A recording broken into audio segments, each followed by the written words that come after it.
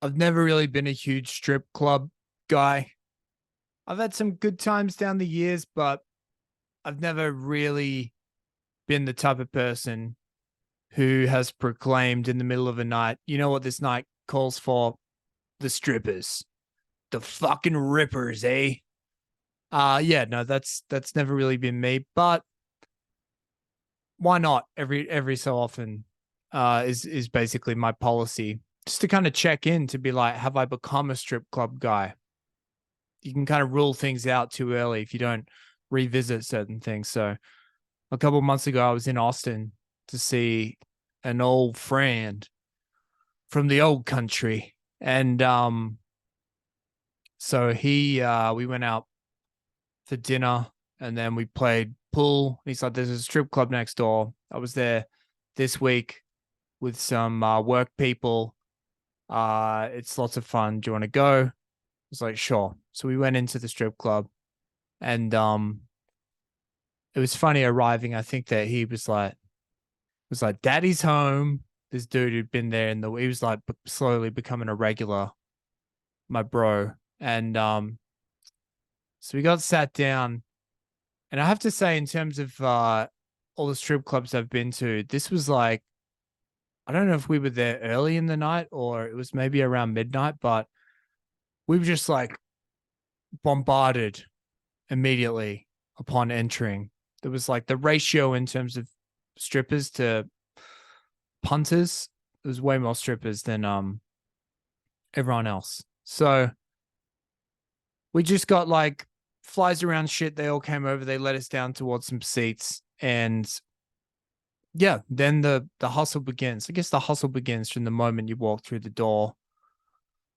Uh a few observations. Firstly, it felt like speed dating because they were the ones who kind of noticed, walked through the door immediately. They let us down towards some chairs and then sat down, and then it was about kind of like trying to sell us. What's interesting about it is that there's multiple levels of sales, right? Is that if they sit and talk with you, then you order a drink and you say, oh, "Do you want a drink as well?" And then that's a part of the hustle, right? Is that like they're earning like $15 with every drink that you buy them, even if you get them a fucking Modelo, whatever the fuck you're drinking. So that's like tier one. Sit and talk with this loser for 10 minutes. And then while you're talking to them, you can kind of feel them out, see if they want a lap dance or see if they want something more in the fucking champagne room. Um, so it was, it felt like speed dating, and maybe it would be in a strip club with less strippers or strippers who had to be like go dance. It would feel less like this, and you'd be like more chance to just chat with your bro. But like as soon as the first chicks had sat with us for a while, had a drink, and then they fucked off when we said we didn't want a lap dance or anything else, then there was like some other chicks there. They were there for 5 to 10 minutes, and then they fucked off, and then like boom. At all times, there were like 2 to 3 women on each of our legs, and yeah, it was just the same shit over it again. Like, where are you from? Where do you live? Blah blah blah. What do you do? Speed dating, essentially. And yeah, I guess it kind of it was very interesting just to think about their perspective of like they're they're there to try and get money out of you. Um, and they're kind of like instantly demeaned where you're wearing clothes and they're barely wearing clothes. So the goods are on offer from the outset, but it's this weird thing where that kind of gives them a position of power where it's like, do you want more? Um, and also just the fact that they can kind of like make up their own price for shit. I think that's what's interesting about it. It's not like, with some sales jobs, a guy in a car lot or whatever, they have to uh they have to like sell fucking Mazdas, and the Mazda is like $18,000 or whatever the fuck it is. That's the price. What is the price of a lap dance. It's fucking, it's whatever you want it to be. What can happen in the champagne room?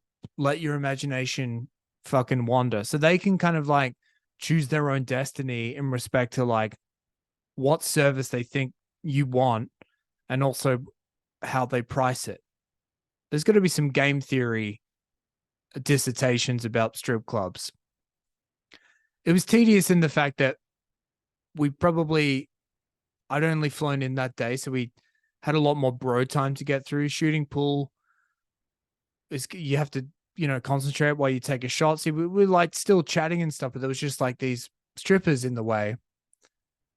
It's also it's a non-sexual atmosphere in a strange way as well. You know that fucking Netflix show where it's like cake or not cake?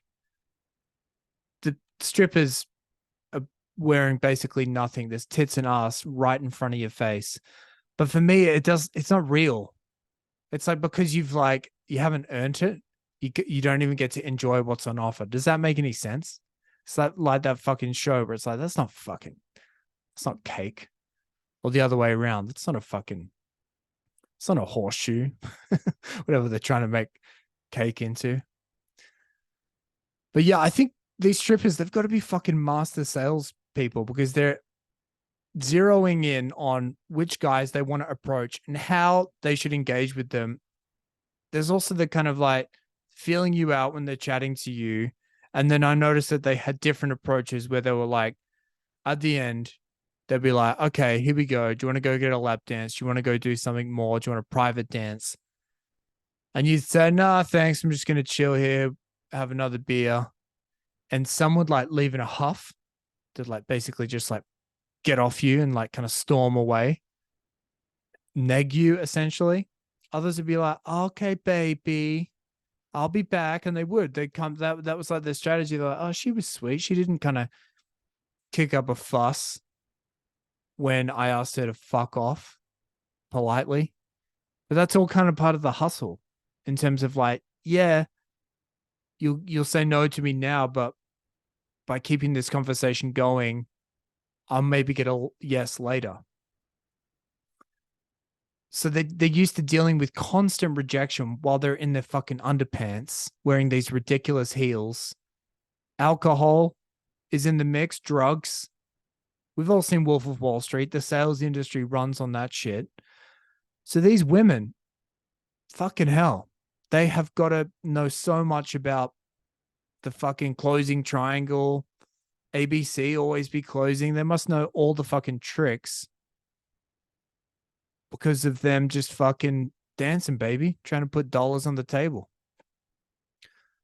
Anyway, any strippers out there that have transitioned into sales, I'd like to chat a little bit more about my online sales funnel, see what you can do to help me out.